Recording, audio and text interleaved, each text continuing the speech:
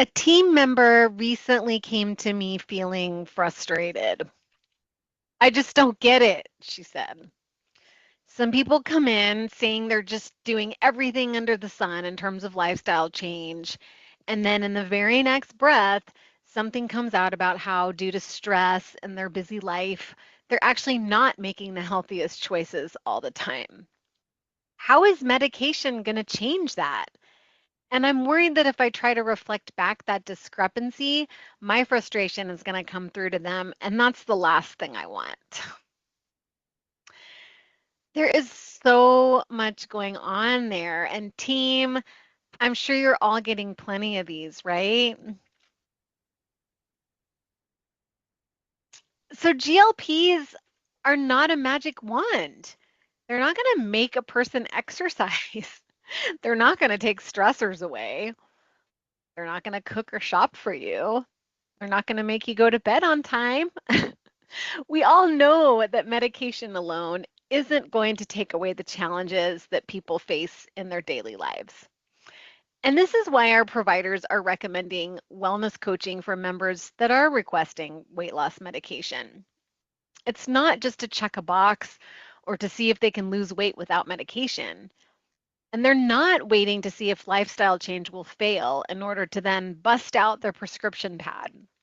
It's really because without solid, healthy habits in place in the long term, weight loss medication will likely fail.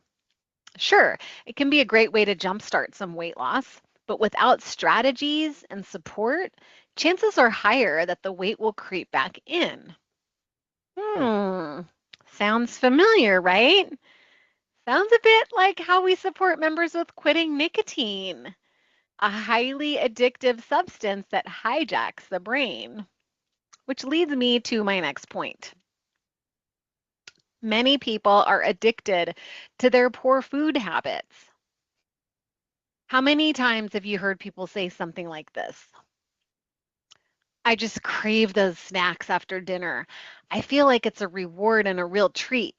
I look forward to it as my special time. And then afterwards, I feel gross and wonder why I ate so much of it. Or how about this? Yeah, I really want to lose weight, but I just love bread and pastry so much. There's this amazing bakery right down the street from where I live, and their croissants are heavenly. Food addiction is a pretty controversial topic, whether or not you believe in it as a real thing. If you listen to a person talk about food cravings or how much they love fast food and yet struggle with health challenges as a result, you can easily see some parallels. So, where am I going with this? Well, MI came out of the addiction and treatment world and was designed to support people with their denial and ambivalence around changing their drug and alcohol habits. The techniques are designed to plant seeds for behavior change. This was previously called developing discrepancy. So it's done in a loving, kind, and non judgmental way. I like the planting seeds analogy much better. We use reflections to hold up a mirror so that the person might be able to see for themselves what we are able to see so clearly. And this can feel very frustrating for us. We might be thinking internally, why can't this person just see for themselves that they are hurting themselves with their behavior? So, here are some things that have helped me ground down when I've felt this frustration rising internally. I imagine the child version of the person that I'm coaching. So this person is obviously not a child, and we don't want to be condescending. But in their process surrounding the challenges that they're facing, they may still need to experience or realize certain things in order to learn and grow. So we're, again, not being condescending. It's just that in thinking of a child, our tone is likely to soften, and we may find it easier to show up for them with compassion. And always, always lead with empathy. Honor their struggle, no matter how ridiculous it may seem to you on the outset. Again, think of a child learning to tie their shoes or that video, It's Not About the Nail. I'll post the link to that. so you can get a reminder of that video. It was so good. And some more helpful tips are to, attempt to cultivate change talk. Figure out what they value, because our role is to be more than an empathetic listener.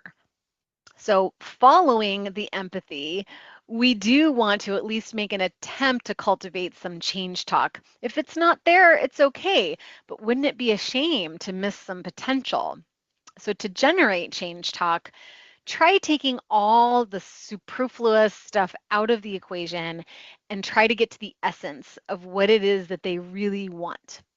For example, it may seem that what the person wants is weight loss medication, but underneath it all, what they really want is perhaps a sense of agency, more confidence, or a sense of accomplishment. And tone and framing is everything. So there's a big difference between confronting, which is not MI adherent, and reflecting. So here's an example of confrontation. You said you were doing everything with healthy lifestyle, but just now you shared that due to having to take care of your mom, you're eating a lot of fast food. Here's reflecting. You've got so much on your plate right now with having to take care of your mom that it's gotten really hard to take care of yourself the way you'd like to. Here's how that conversation might progress. And what you really want is to find a way to handle all of it. You're hoping that medication can give you that boost, because it sure would feel great to actually see some progress with your own health goals. Would it be all right if I shared how wellness coaching might support you along this path? There's your ask. While we don't offer medication in this department, our coaches will help you to lay down the track so that if you do eventually go down a medication path, your journey will go more smoothly. You probably already know this. People that are committed to healthy habits are going to have more success keeping the weight off long term, with or without medication. And you may have already laid down some healthy tracks. If so, your coach will help you to reinforce them. There was the offer. What do you think? There's that closing ask. So we'd love to hear from you. How do you deal with your inner frustrations around your members' inability to connect the dots or their magical thinking? How are you able to show up with kindness and compassion, especially if it feels like one member after the next, after the next? You are all doing powerful and meaningful work, sowing the seeds of hope and optimism. It may not be as glamorous as the lure of GLPs, but it's the trusted, tried, and true. Looking forward to hearing from you.